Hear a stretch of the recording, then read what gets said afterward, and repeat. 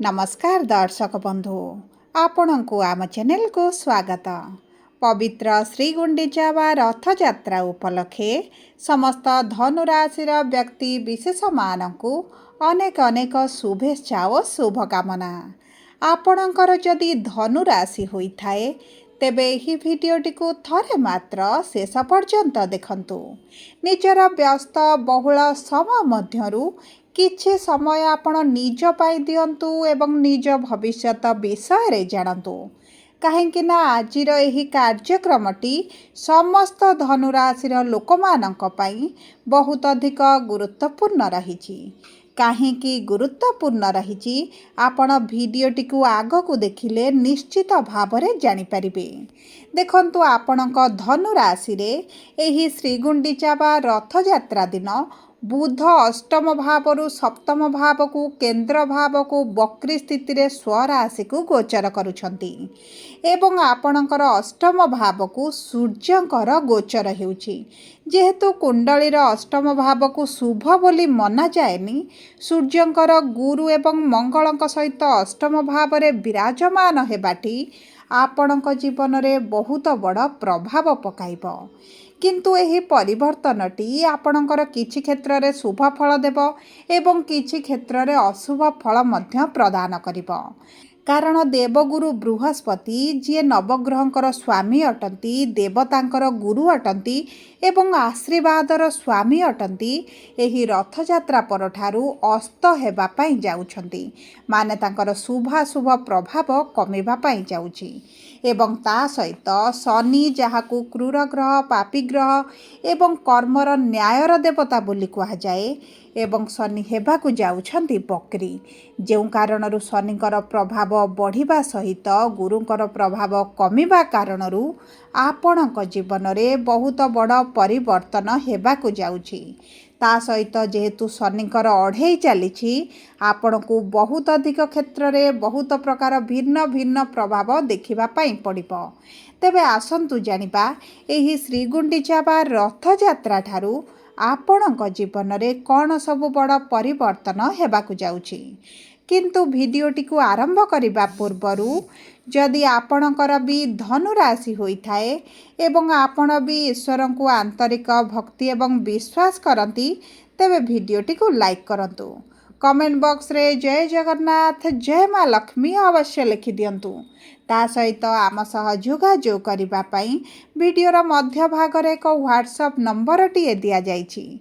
जो नंबर साहाय्य आपण आम सह जोगाजोग करी निजर नूतन कुंडली प्रस्तुत करि परिबे, कुंडली विश्लेषण कराई परिबे किंबा आपणकर चाकरी, विवाह, व्यवसाय, प्रेम संपर्क, शिक्षा, स्वास्थ्य को नहीं किछि समस्या रहुछि ताहार सहजरे एवं स्वल्प मूल्य रे समाधान करि परिबे।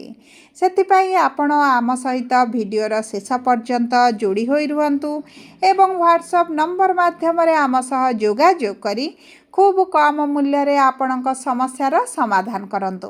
एबे आसंतु कार्यक्रमटी को आग को बढ़ाइबा। देखंतु आपणकर जेहेतु शनिकर अढ़ेई चली एवं गुरु जी शुभ कार्यर कारक ग्रह अष्टम रे विराजमान होइछंती आपणकर स्वास्थ्य रे विभिन्न प्रकार समस्या देखा जाउथिला। आपणकर एक प्रकार स्वास्थ्यटी खराब रहुथिला।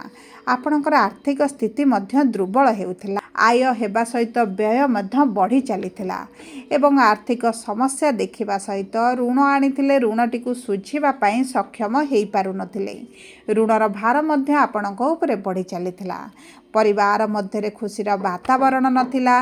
विद्यार्थी मानकु शिक्षा क्षेत्र में बहुत अधिक समस्या देखा पड़ुथिला। आपण चाकरी पई बारंबार चेष्टा करी विफलतार सम्मुखीन हेउथिले, निराशतार सम्मुखीन हेउथिले, अजथारे खर्च गुड़ाई बढ़ुथिला। समाज रे एक प्रकार आपणकर मान सम्मान हानि हेला भली मध्य आपण अनुभव करुथिले। आपणकर संतान संतति को नहीं बहुत अधिक चिंताग्रस्त रहुथिले।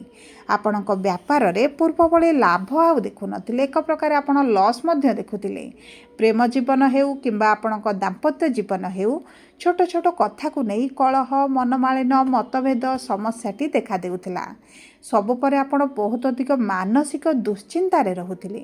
ଶରୀରରେ ପୀଡ଼ା ଯନ୍ତ୍ରଣା ଆପଣ ଅନୁଭବ କରୁଥିଲେ। ତେବେ ଦେଖନ୍ତୁ, ଏହିଭଳି ଯାହା ବି ସମସ୍ୟା ଶନିଙ୍କ ଅଢ଼େଇ କାରଣରୁ ଆପଣଙ୍କ ଜୀବନରେ ଚାଲୁଥିଲା, ତାହା ଏହି ରଥଯାତ୍ରା ପରଠାରୁ କିଛି କାଂଶରେ କମିବା ଆରମ୍ଭ ହୋଇଯିବ।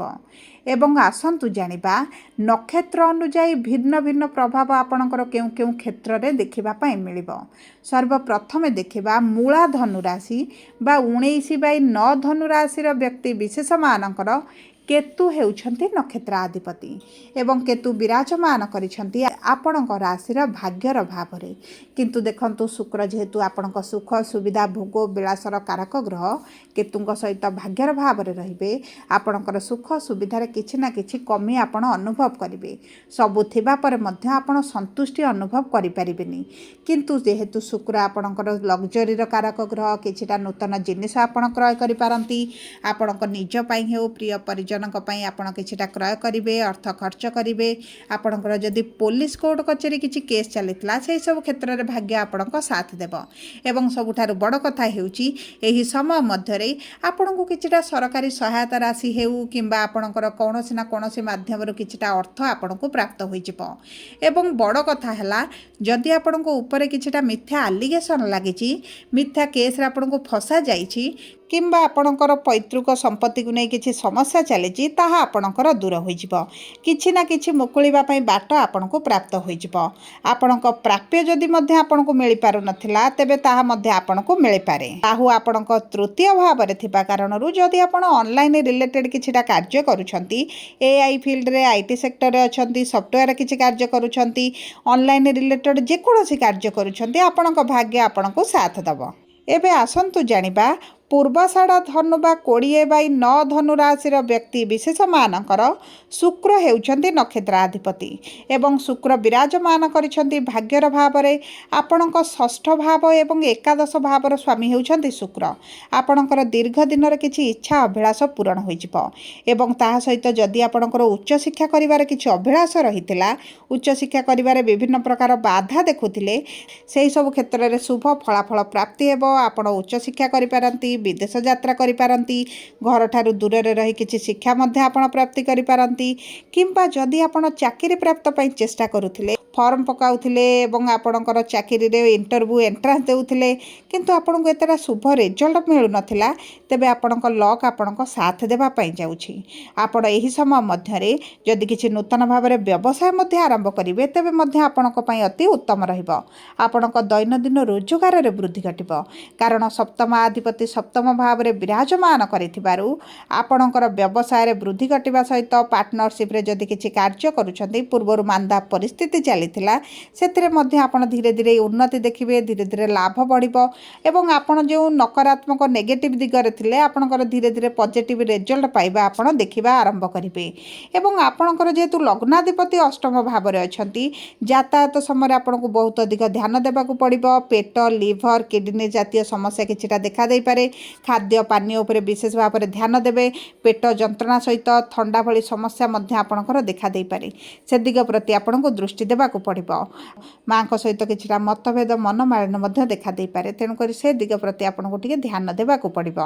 ଏବେ ଆସନ୍ତୁ ଜାଣିବା, ଉତ୍ତରାଷାଢ଼ ଧନୁରାଶି ବା 21/9 ଧନୁରାଶିର ବ୍ୟକ୍ତି ବିଶେଷମାନଙ୍କର ସୂର୍ଯ୍ୟ ହେଉଛନ୍ତି ନକ୍ଷତ୍ରାଧିପତି ଏବଂ ସୂର୍ଯ୍ୟ ବିରାଜମାନ କରିଛନ୍ତି ଆପଣଙ୍କର ଅଷ୍ଟମ ଭାବରେ। ଯେହେତୁ ଅଷ୍ଟମ ଭାବକୁ କୁଣ୍ଡଳୀରେ ଶୁଭ ବୋଲି ମନାଯାଏନି, ଆପଣଙ୍କର ସ୍ୱାସ୍ଥ୍ୟଗତ ସମସ୍ୟା, ଋତୁକାଳୀନ ସମସ୍ୟା, ଥଣ୍ଡା, ଜ୍ୱର, ଖାସ, ପେଟ ଯନ୍ତ୍ରଣା, ଅଯଥାରେ ଖର୍ଚ୍ଚ ବଢ଼ିବା, ଏହିଭଳି ସମସ୍ୟା ଆପଣ ଦେଖିପାରନ୍ତି। ଏବଂ ଆପଣଙ୍କର ଶାଶୁଘର ତରଫରୁ, ଶ୍ୱଶୁର ଘର ତରଫରୁ କିଛି ନା କିଛି ସମସ୍ୟା ଆସିପାରେ, ସେହି ତରଫରୁ ଆପଣଙ୍କୁ କିଛିଟା ଅର୍ଥ ଖର୍ଚ୍ଚ କରିବାକୁ ପଡ଼ିପାରେ।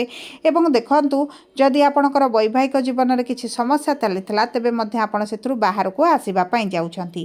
ଆପଣଙ୍କର ଯେଉଁ ଗୁପ୍ତ ଶତ୍ରୁମାନେ ଥିଲେ, ଆପଣଙ୍କ କର୍ମକ୍ଷେତ୍ରରେ ହେଉ, ପରିବାରରେ ହେଉ, ସାହି ପଡ଼ିଶା, ଆପଣଙ୍କ ଆସପାସ ପାଖରେ ହେଉ, ଯଦି ଆପଣଙ୍କର ଶତ୍ରୁ ବୁଦ୍ଧି ଘଟିଥିଲେ, ତେବେ ସେହି ଶତ୍ରୁ ଗୁଡ଼ିକ ନାଶ ଯିବେ।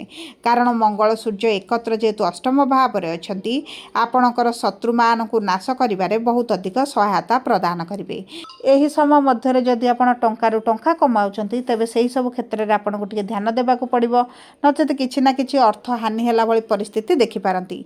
किंतु आपणकर जेहेतु धनाधिपति द्वितीय भावर स्वामी चतुर्थ भाव केन्द्र में अछंती एवं गुरुकर जेहेतु नवम दृष्टि रोचे आपणकर किसी जदि प्रॉपर्टी संबंधित कारोबार थिला किछि क्रय करने चाहूले तेबे से सब क्षेत्र में शुभ फल प्राप्ति हेबो। एवं देखंतु जदि आपणकर किछि विदेश यात्रा दूर यात्रा तीर्थ यात्रा करने प्लानिंग करथिले तेबे मध्य से सब क्षेत्र में भाग्य आपणकर साथ देउची। आपणकर आध्यात्मिक दिग प्रति रुचि बढ़िबो। आपण किछिटा धर्म अनुष्ठान रे जोग देबे एवं देखंतु एही समय मध्य आपणकर रस्याधिपति गुरु जेहेतु अष्टम भाव में अच्छा आपणकर स्वास्थ्य को बहुत अधिक जगेवाक पड़ो। सबुपर अशुभत्व को दूर कर शुभाशुभ फल वृद्धि करने आपण प्रत्येक दिन सूर्य को प्रातः समय जल अर्पण करंतु। आदित्य हृदय स्रोत पाठ करंतु। गुरुंकर बीज मंत्र 108 थर जप करंतु। शुक्रवार दिन छोट कन्या मानकु किछिटा सबुज रंगर जिनिस दान करंतु किंबा बुधवार गुरुवार दिन गाई को आपण सबुज रंगर घास हेउ परिबा हेउ किछिटा खाइबा पई दियंतु। यह आपणक पई अत्यंत शुभदायक रहिबो। जदि आपणकर धनु राशि होइथाय वीडियोटी किभଳି लागला कमेंट बॉक्स रे लिखि जणांतु। जदि आपणक प्रियजनकर धनु राशि होइथाय वीडियोटी तांका सहित शेयर करंतु। धन्यवाद।